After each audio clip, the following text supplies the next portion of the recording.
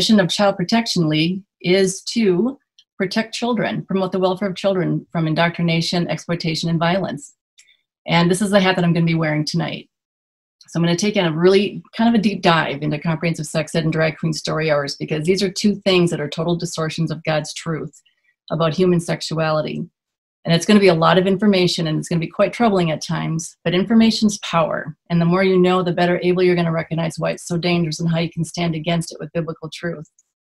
And I hope that you note too that almost everything I'm going to show you tonight is not opinion. It's all taken from their published materials and quotes. It's really in their own words. It's not private interpretation. You're going to see that CSE is really not about sex ed at all. It's really not about equipping kids with information to keep them safe. Instead, it's really a tool that's being used to fundamentally transform them by changing the culture, by changing their hearts and minds of our kids. It's a tool to change their worldview completely, and it's designed to warp their understanding of what's true about them, about their identity, their real value, and their purpose. And it really is an enormous lie that's destroying our children. Because we need to constantly remind ourselves that whatever's not of God is a lie, right? And who's behind every lie? Well, we know it's Satan. Not only is he described in the Bible as a deceiver and a liar and someone who masquerades as an angel of light, he's also described as a predator. He prowls around. He seeks to destroy everyone that he can. And predators steal, they kill, and they devour. But God's plan for sex is really good. It's really for our flourishing and our blessing. It's life-giving, it's selfless, it's sacred, and it's something we should teach our children to cherish and protect. You know, it's his design, he's in control, and he's the author. But Satan's view, it's very different. He says sex is all about ourselves, our pleasure, our rights. It's totally self-focused. It's about preventing and destroying human life, right? Think about it. It's not about protecting or giving life. And sex and life are not sacred in Satan's view. And God clearly is not the potter who crafted you, because Satan is telling kids that they can change who they are. Man's in control, not God. Now, Jaco Boyens, he's a world-renowned expert on how predators groom children for victimization. His sister was trafficked for 6 years, and by God's grace and mercy, she was healed, and they're now in ministry together. He said that all predators prey on victims by creating a conversation about sex. It's one that moves them in an intended direction. Now, that conversation is never, ever directed towards truth, right? Think about it. Every twisted view of sex and gender is always directed away from the truth. That's why sex has become an industry. It's really a business. And along the way, millions of men, women, and children have been harmed. So tonight, I'm going to show you the conversation of CSE, that it's really very dangerous. We need to hear the conversation that CSE has given our kids. Like, what is its intent? Well, let's take a look at the masquerade first. Here's the definition. This is the official definition of comprehensive sex ed by Planned Parenthood, who, by the way, does write the majority of CSE curriculum. It reads, sex ed is high-quality teaching and learning about a broad variety of topics related to sex and sexuality, exploring values and beliefs about those topics, and gaining the skills that are needed to navigate relationships and manage one's own sexual health. It may take place in schools, in community settings, or online. Planned Parenthood believes that parents play a critical and central role in providing sex ed. So they just string some harmless sounding buzzwords together, and it's supposed to sound innocuous, right? Even reasonable. And parents are assured they matter. But as you're going to see shortly, this definition is a total smokescreen. It's a mask. It's a lie to placate parents. So let's take a look at what's behind this mask. Well, they use two primary resources. Now, Planned Parenthood does write the majority of material for comprehensive sex ed, and they use two primary ones. They use FOSI, which is the future of sex ed for kids, and they seek to institutionalize CSE in schools, and they also do things, now this group is really pretty radical. They actually do things like giving out free condoms at colleges like Carleton College, so they call them a safe site, obviously because they care about safe sex. And then SECUS, which is the Sexuality Information and Education Council of the United States. Now they're highly influential in the US. They write the National Sex Ed Standards, they write the National Teacher Prep Standards, and they are in fact the largest promoter of CSE in the country. And they state their guidelines were developed by experts. Well, let's take a look at these experts. They come from primarily three. Kinsey, SECUS, and Planned Parenthood. They're the big three. SECUS is actually the sex ed arm of the Kinsey Institute, and this is the famous Alfred Kinsey. Now, Alfred Kinsey, he's considered the father of the sexual revolution, comprehensive sex ed, and the gay rights movement, but he was a total fraud. He was a sexual psychopath. He was a real predator.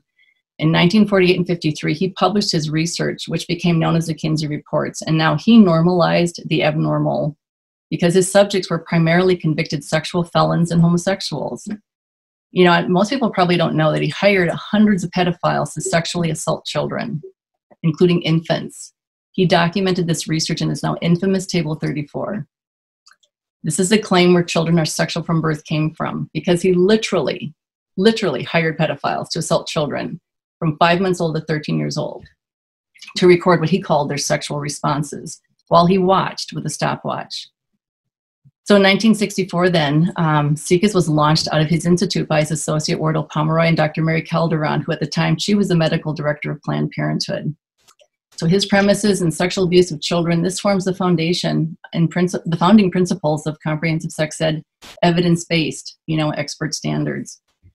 And this partnership is curious as well. I mean, we all hopefully know by now that Planned Parenthood was formed to destroy life, right? It was formed, she was a eugenicist, Margaret Sanger, and she believed that there were people in this world that were not desirable. And she set those clinics up and developed Planned Parenthood to eliminate that race. So this is a toxic union. This is SICAS. And if the root is rotten, how can the fruit be good?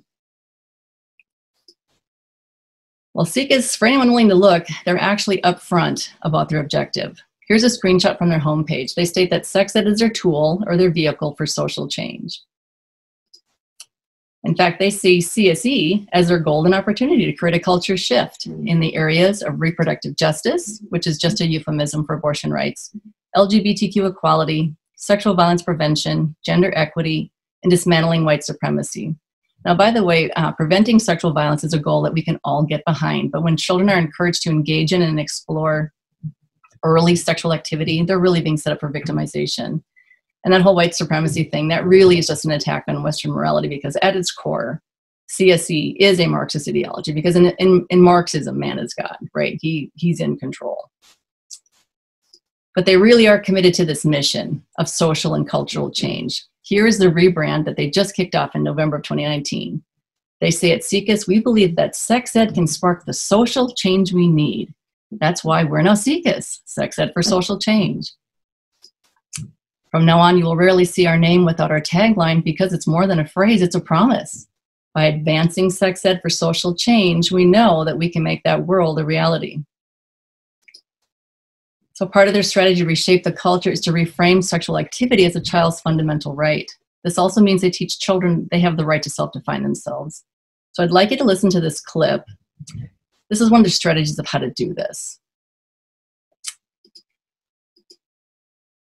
Hi, I'm Ellie Barnes, and I am CEO of Educate and Celebrate, and we are a charity that transforms schools and organisations into LGBT-friendly places. So predominantly, we are training teachers, because we want our teachers to be really, really confident in the language of gender identity and sexual orientation. So they are speaking the same language as our young people. Diversity and all, it starts with education. I think, tolerance and LGBTQI issues all should start with education. So, companies like this are super important for going in and just teaching that and having dialogues, getting people to talk about it. Because there's a lot of things going on in school that I think are kind of ignored. And people like Ellie go in and bring that up, and it's a safe space all of a sudden for any children that are having issues to speak about it. The whole concept of Educate and Celebrate is to treat everyone equally and fairly. And really the bottom line is to completely smash heteronormativity. That's what we want to do.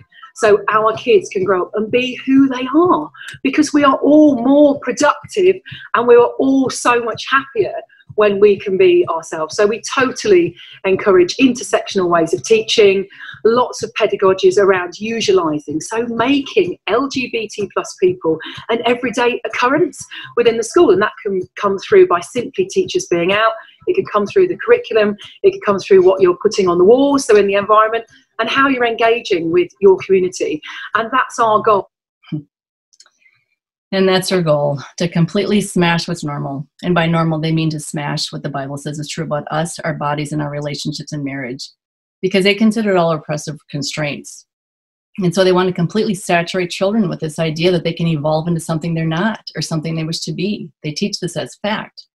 You know, someone once said that the lies that most people tend to believe are the whoppers, because if a trusted source says it, it must be true. Otherwise, they wouldn't have said it, because it'd be an outrageous claim. So if a big lie is repeated through a trusted source, it adds a certain amount of credibility to it. It really is just a program of disinformation. Now, IPPF, this stands for International Planned Parenthood Federation, and they have numerous publications that advocate for the sexual rights of children. This one is called Exclaim, and this is called the Young People's Guide to Sexual Rights. It's used all over the world.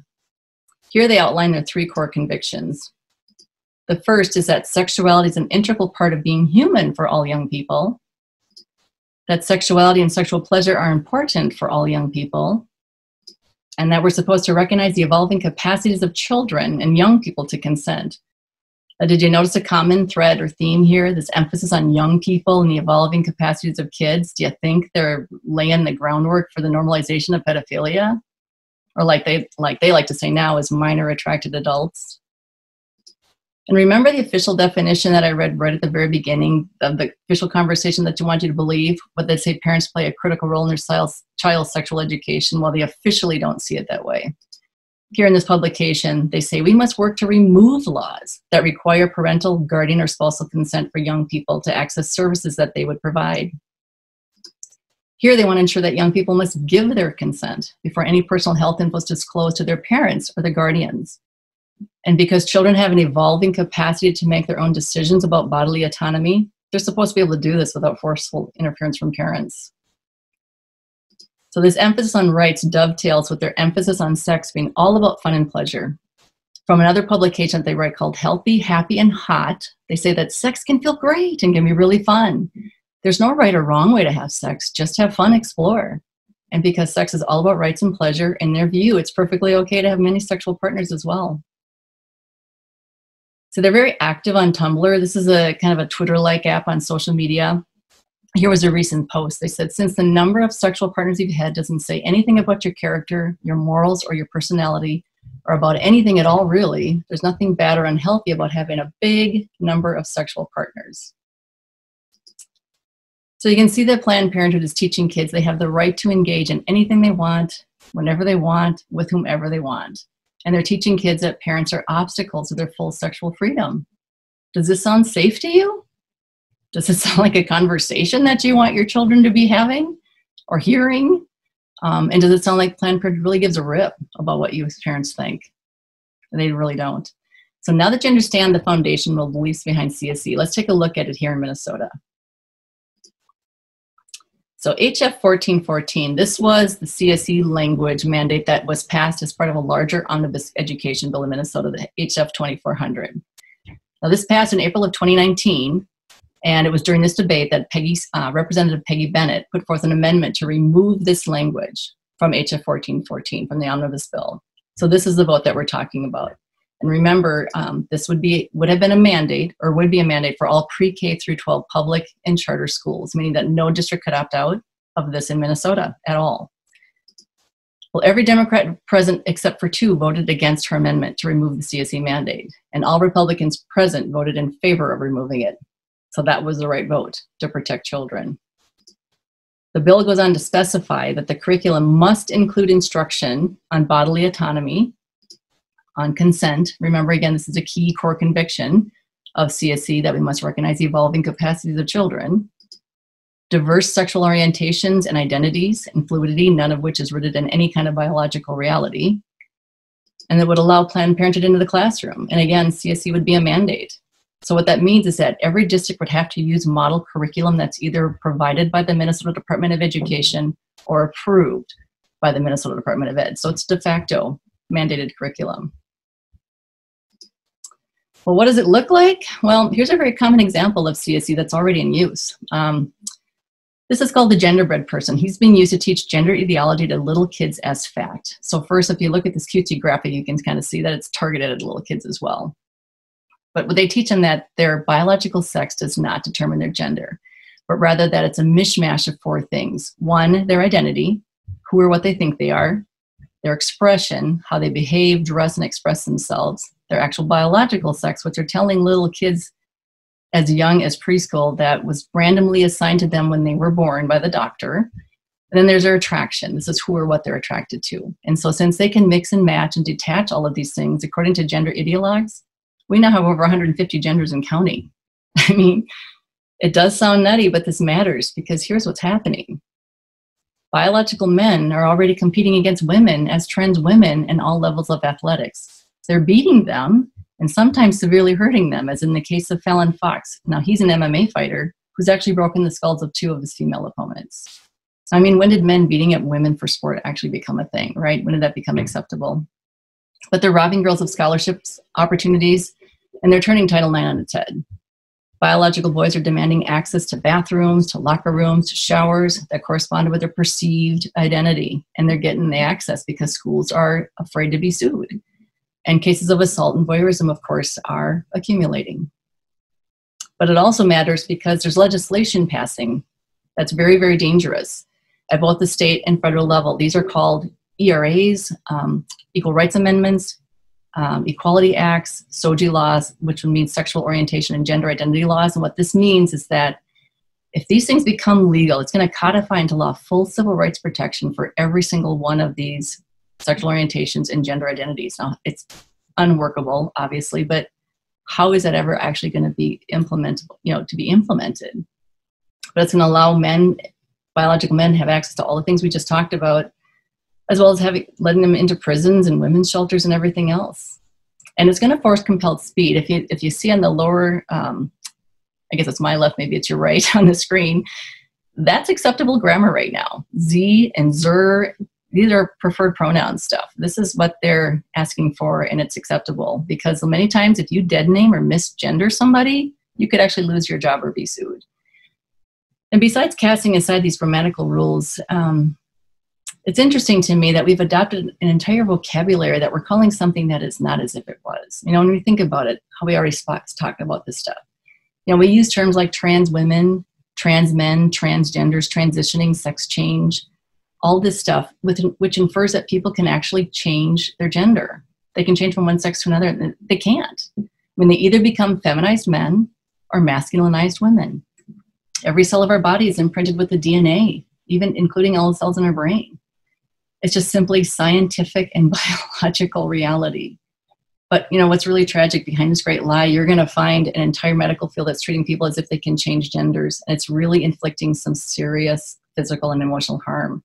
Because even young children now are receiving cross-sex hormones, puberty blockers, and the removal of healthy reproductive organs.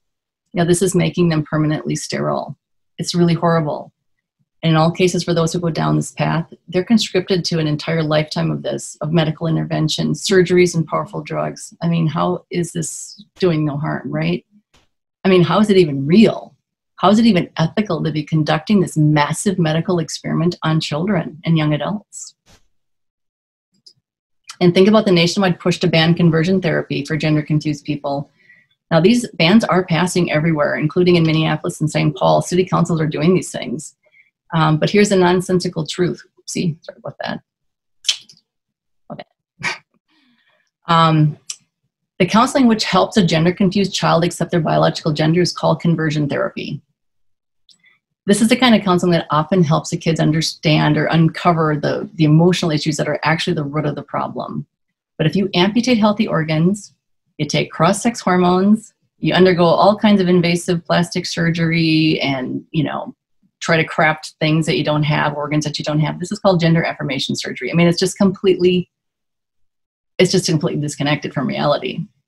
But maybe one of the more troubling events here developments that's been happening is there's a very well-respected publication that recently just came out. It's the Journal of Medical Ethics. They suggested that children could be taken from their parents if the parents oppose the sex change surgeries that they're demanding. So none of this makes any sense, but yet it's happening at lightning speed.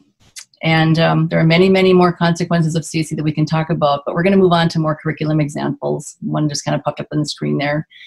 It is hard to look at. I apologize that you have to see it, but I think you need to know what we're talking about when we say comprehensive. All right, so here's the first one. As I mentioned, Planned Parenthood does write most of this. Now, this one is called It's Perfectly Normal. This has been around for about 20 years. It's considered appropriate for 10-year-olds. Now, this is fourth graders, okay? In this book, they're taught that oral, anal, and vaginal sex are perfectly normal. They're taught that masturbation is perfectly normal. They're not taught about abortion, the emotional devastation of abortion, but they're taught about abortion and consent, and they're not taught about the health risks of high-risk sexual activity like anal sex. And the illustrations in this book are so graphic that local TV and newspapers wouldn't show them because they deemed them inappropriate for their adult viewing audience. So now you're asking probably the Captain Obvious question, like, how can you show material like this to kids if it's inappropriate for adults? Well, in Minnesota, we have a statute called an obscenity exemption statute. What that means is that if the material is considered educational, it can be shown to kids. And 43 states currently have exemptions just like this. Here's a few more illustrations from that same book. We added the caution in the blurring, but the pictures are crystal clear in the textbook. Again, this book is for ages 10 and up. This is anything but normal for a 10-year-old. But as it is the way with God, he used this awful book for good. So remember that House debate I mentioned when the bill was being debated? Representative Eric Lucero read straight out of this book, pleading with his colleagues not to inflict this damage and this kind of harm on Minnesota children. Well, a recording of that video went viral, and the truth was exposed about CSE, and it just made the whole issue toxic so that the Senate refused to take up the companion bill. So it did not become law last year. So that was a huge win. He prevented, I think several others have single-handedly prevented CSE from becoming law. But now we know that those who voted for CSE have to defend this vote this fall because we have a big election, everybody. They're going to defend their vote for kiddie porn. So over the next few months, we really think this might be our last chance to defeat CSE here in Minnesota. But we need everybody because this really could be our last shot. If CSE supporters get into office this fall, it is going to pass in a New York minute because Governor Walz has already indicated that he is very eager to sign this bill. So Planned Parenthood has released just another new book in September. This one's called In Case You're Curious, Questions About Sex with Answers from the Experts. Right out of the gate, they're told that women can have penises and men can have vaginas. Then they discuss what semen might possibly taste like. And on these pages, they're told as long as it's consensual, not illegal, and doesn't interfere with everyday life, they can masturbate or have sex as often as they wish. And on this page, they discuss what kids should consider before having sex the first time. And it's all just mechanics. It's about protection method and boundaries and legality. And of course, with the closing remark that everyone deserves to have safe and consensual sex. Well, as you can clearly see, kids are getting the same message. They're over and over that sex is their right. It's recreational fun. Go explore. Any consequences can be cleared up without their parents knowing anything at all. Well, there's real consequences to this hypersexualization and this graphic material. I'd like you to hear from Jakob Boyens again on how CSE grooms children. All of you are responsible. Is that why it's so much more common in the United States? Because we have so much more access. It's accessible. Right? And now let's dovetail some of these things together, okay? How would you do it? If you were the bad guy, how would you do it? Well, I want to desensitize the culture to sex. I want to desensitize them to gender, okay? I want to desensitize them to God, take God out of the equation, so faith is out of the equation. I want to normalize sex with minors, and I want to introduce a mechanism that will corrupt them all called pornography. Average age of boys today meeting pornography for the first time, 8. So now, that 8-year-old boy has a completely thwarted perspective of who women are, what they're for, because to him, they're here for pleasure. Right? Okay? Now the abuse starts. What love is, what sex is, the purpose of sex, and sex is powerful. Yes. Sex is a contract. There's a spiritual component to sex. It is so powerful. No child has the capacity. The brain is not even formed yet. They're thinking with one side of the brain. There's no frontal lobe. They can't handle sex. They can't. So then now we have 29 states in the United States, 29, that is now incorporate a curriculum called CSE, okay, funded by Planned Parenthood, that teaches sex ed to 10-year-olds. And parents do not know. They don't even know. Parents are not aware of what's going on in their schools. Because they're not engaged. They're not. Because they trust that the government is going to take care of my kid. You think you send your child to school, your teacher's there to protect your kid. You're paying for your child to be destroyed is what's happening today. Okay. You're not paying because it's our public schools. It's public school now. Well, in college, your taxes. In college, you pay. Yeah, but this is happening in our elementary. This is 10-year-olds sit down. Look, I've got the manuscript. I've got the book, right? It's in my home. When you go to chapter 7 and 8, and it asks the question of a 10-year-old boy, does anal sex hurt? I've seen this, and I've told other parents they don't believe me. This boy's never even thought of anal sex. Does anal sex hurt? This is how the evil one works. You plant a seed. Now he's going to go look for anal sex. He Googles anal sex. What happens? Porn pops up. That guy is hooked in 45 seconds. Grooming children for sex trafficking in our school system. This is happening on Politicians' Watch. Pretty powerful stuff. You know, Yako is right. You know, the seeds of curiosity are planted and it's being used to destroy our kids. You know, an author once said that children start school as a question mark and they end it as a period because everything that they learn in those formative years, it just really forms really who they are. It really forms their worldview. So Yako does a really good job of identifying that CSE is sexual grooming. Since it's described everywhere as a tool and a vehicle to change our culture, it's obvious that CSE has intent behind it, right? It's a conversation which is intending to move them in a direction away from truth and the protection of their parents. You know, this is grooming. To say it's anything else is a complete lie. And not only does CSE make children vulnerable targets for victimization, it really, let's just talk about the elephant in the room, it really is a moneymaker for Planned Parenthood as well. As some would say, it's a lucrative business model. So we have had many ex-Planned Parenthood workers come forward who used to work for them and used to teach CSE as part of their job. Carol Everett said our goal, we're hearing from them, this is the things that they're saying, so in their own words, they said our goal was 3 to 5 abortions from the ages of 13 to 18. But you can't go to them at the age of 12 and tell them that I want you to get pregnant next year. You have to break down their natural modesty, separate them from their parents' values, and you have to become an expert in their lives. Abby Johnson said, as someone who's to teach this type of curriculum, you need to hear this. The purpose of these programs is not to help your child negotiate difficult sexual situations and to teach them refusal skills. The purpose is to teach them that these sorts of situations are normal for their age, to teach them that their parents are not a safe place to turn when they have questions, and to get them into Planned Parenthood clinics so that they can further separate children from their parents. We mock their peers who chose abstinence in front of them. So what is the fruit of all this graphic and explicit instruction? Well, according to the CDC, syphilis, gonorrhea, highest levels ever recorded since 1991. Chlamydia, highest level ever. So basically, kids are engaging in sexual behaviors that may avoid pregnancy, but they're spiking in sexual diseases. And I just got a note here. For those who tuned in a little bit late, I know there will be some questions of the stuff that I'm talking about. So we would like you to send your questions to nehemiahreset@gmail.com. Just email them to nehemiahreset@gmail.com. All right. And then a global research study was just published here that reviewed 100 CSE programs worldwide. Their findings are deeply disturbing as well. They're finding that pregnancy, STDs, early sexual initiation, oral sex, forced sex, paid sex, all it's up, and condom use has declined. The same study found that CSE programs resulted in an 88% failure rate in delaying teen sexual initiation, a 94% failure rate to reduce unprotected sex, and they actually found that 12% of their school-based programs actually produce significant negative effects on their health and behavior. I would venture to say it's more like 100%. But probably one of the most troubling things of all that we have seen in this is that child-on-child sexual assault is skyrocketing because kids are now acting out what they're seeing. And in 2019, the Minnesota Student Survey, 5,000 high school-aged youth self-reported that they traded sex for something of value last year. Something like money, food, drugs, place to stay. This is our own Minnesota teens, where CSE is not yet even a mandate. And Satan has made sex an industry.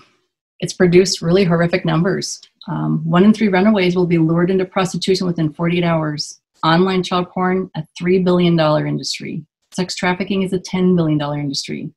Pornography worldwide, $90 billion. These are just staggering numbers. But behind every dollar is a victim that's being harmed, exploited, damaged, and used. You know, this has just got to be breaking God's heart. And this distortion of sex, this conversation that sex is just recreational, that our bodies are just recreational playgrounds to be explored for pleasure, has resulted in serious consequences, especially for young women. In her amazing book, Unprotected, Dr. Miriam Grossman, who's a board certified psychiatrist, she worked with hundreds of co-eds who were engaging in the hookup culture. These women were suffering from cutting, eating disorders, suicide attempts, depression, etc. Because when women have intercourse or when they have intimacy with a man, they actually produce a bonding hormone. It's the same hormone that they produce when they're nursing a baby. So this is a chemical and emotional bond that's created. So clearly, our bodies were not designed to just be these sexual playgrounds that the CSE advocates are telling us they are. And I think we can all agree that sex untethered to God's truth is really destructive. And behind all these lies of Satan, you know, he's stealing and he's killing and he's destroying. And he's also masquerading, which is bringing me to our next topic, drag queen story hours. Now, these are directly related to CSE because it's really pushing the same narrative about gender fluidity and conditioning kids to accept all of this stuff as normal and fun, right? So I want to spend just a few minutes on this topic so you can see that connection, because I think it's important for you to see that. Unbelievably, drag queen story hours have become a worldwide phenomenon. It's almost unfathomable that someone decided that hiring adult men involved in adult erotic entertainment to read to little kids about all things LGBTQ was actually a great idea. That it was harmless, but that's what they're doing. So Hennepin County Libraries held 17 of these story times last fall. They billed them as suitable for families, preschoolers, and toddlers. Well, actually celebrations of self-expression, dress up in gender fluidity, and safe, positive, and encouraging spaces for children. Well, we beg to differ because we know for a fact that they don't do any background checks on these guys. In fact, all they do is that they trust their staff to form thoughtful relationships in a careful way. It's crazy. And they look pretty much like what you would expect. I wish I could hear your gasps at home when you see this slide, but this is what it looks like. They show up in garish makeup, sexy clothing, hypersexualized exaggerations of women. Gemini Valentine, he read to toddlers in Hopkins. Sasha Soda read to toddlers at Ridgedale, and yes, he was flashing his crotch. He had a mini skirt on. Yes, he had nylons, but seriously, that would never be permitted anywhere else.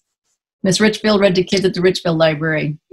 So this is kind of what a story time went like. So Gemini walks in, he's introduced, they do some songs to get, and the kids stand up and they dance and they wiggle just to get the wiggles out. And then he sits down and he reads 3 books. All of them are LGBTQ themed literature, and every one of these events, that is the case.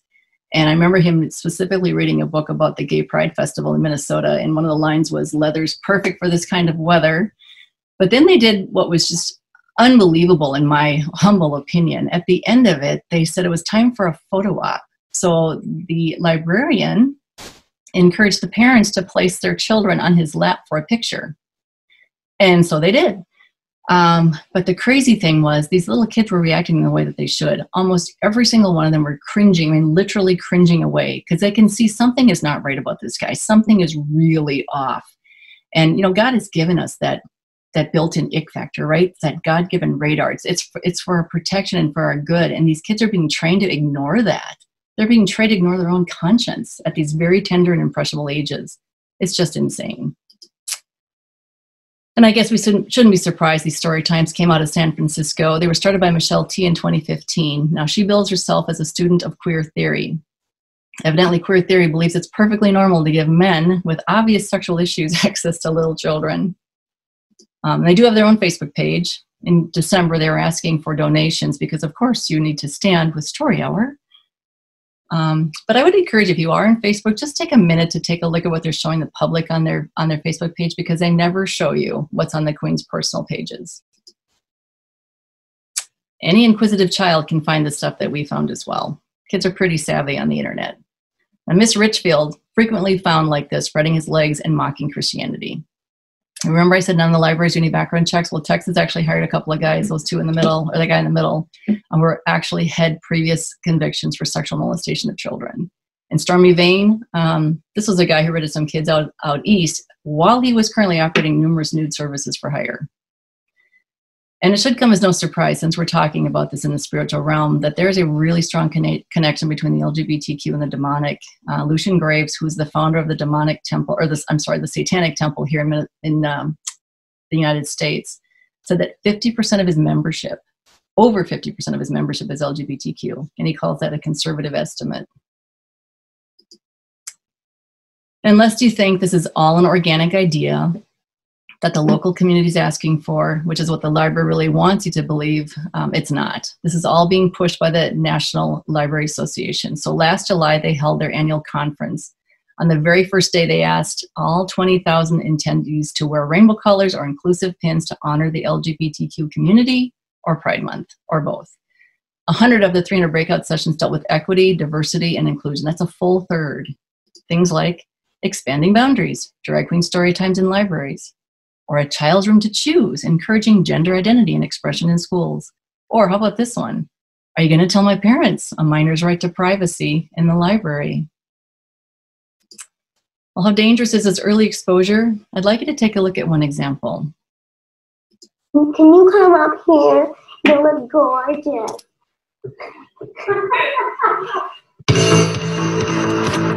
I love inspiring people. So that's where I get a lot of the confidence, because I am helping other people's lives to make sure that they express themselves.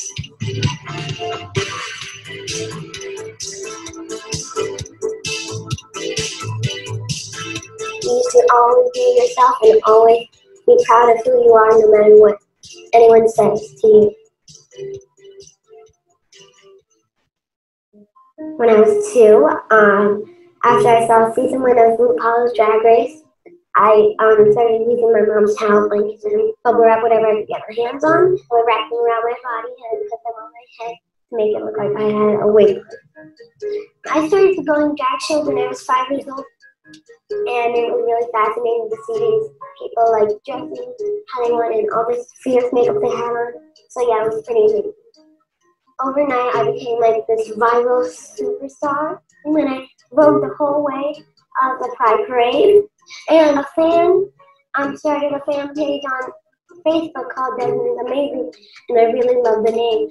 So then I decided to keep my stage name as Desmond is Amazing, and that's what I've been known as to this day.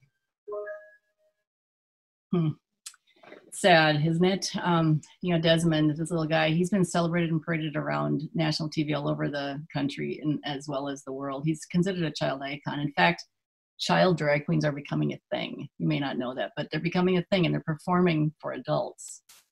But did you notice a few things about him? This early exposure that he had just sparked this fascination. And, you know, this is a common pattern that we find when people get caught up in this lifestyle. Now, John Mueller, he's a licensed counselor who's worked clinically with over 4,000 serial predators. He calls these story hours the greatest grooming program ever devised. And he asks the obvious question, why are these grown men wanting access to little children? I think maybe the better question is, why are we giving it to them? But he said, you know, predators can calculate when the public senses something is off about them. You know, they manipulate the perception, they mask it, right? What they're really doing. And this has really been the case with the PR around drag queen story hours. They've totally spun it. It's the same spin we're getting from the libraries. So one of the things that CPL does is that, you know, we do try to alert and educate the public. We're kind of the watchman on the wall. It's kind of how I see our organization a lot. But we thought to let people know, we'll start posting pictures. So we started putting pictures all over the internet, all over our Facebook page. This one in particular went viral. Over 735,000 people viewed it in a matter of weeks. It was picked up by numerous national news outlets like Breitbart, The Blaze, Crowder, Ben Shapiro, Daily Caller, etc. It even prompted an investigation by the Minnetonka police. We were thrilled about that. And suddenly the cover of darkness had been torn away. So the library received exposure they didn't want, and they scrubbed their site of future story times, and they even canceled a couple of them. But of course, they had to spin the negative coverage in December. We're mentioned in this article by NPR. They said the Child Protection League Action's Facebook page posted a photo taken at an October 18th story time that claimed showed a performer flashing the audience. Mulligan said that photo was taken out of context. That's really been hard for our staff and for all of us because we know it really doesn't capture the spirit of our programs. Well, here's really kind of the ironic part though. Take a look at the queen that they feature for this article. Now, he looks kind of tame, right? He doesn't have a lot of garish makeup on. He's got some kind of almost frumpy clothes. Well, this is Mistress Ginger, and we decided to do a little research on Mistress Ginger, and we came to find out that he's an experienced domina who's into all kinds of things like mummification, let's see here, sensory deprivation, bondage, likes to be a human ashtray, flogging, etc., etc. And apparently he's also a nurse, a licensed nurse, so he has medical fetishes as well, including enemas, prostate exams, needle play, and you can watch his videos for free on Pornhub. So again, the reason I'm telling you this is because any curious child can stumble onto this information. They willingly share their websites at these story times. They give them their stage names. This is what the library is bringing to our kids. This is a total breach of public trust and public funds. Well, what can you do, right? There's a lot of information here and it looks a little bit overwhelming, but there's a lot that you can do. First of all, obviously, watching this webinar is a great step in the right direction. Get informed, contact the responsible leaders. They need to hear from you. Think about attending some of the Hennepin County board meetings so your concerns are actually on the public record. Write letters to the editor about comprehensive sex ed and drag queen story hours. Maybe God's nudging you to run for a political office. Maybe you're supposed to run for commissioner of the library or city council or school board or something like that. And by all means, prayerfully and financially support candidates who are standing with us on this stuff, because this really is a spiritual battle. Please cover everyone who is exposing the evils of CSE and those who are taking these flaming arrows on behalf of our kids, because it's tough work. And Satan is not going to give up or surrender, right? He has to be defeated. Think about forming salt and light teams in your church to act on these cultural issues with a biblical worldview. We're going to talk about that a little bit later here after the presentation too, and play a video at the end that'll explain more about what they are.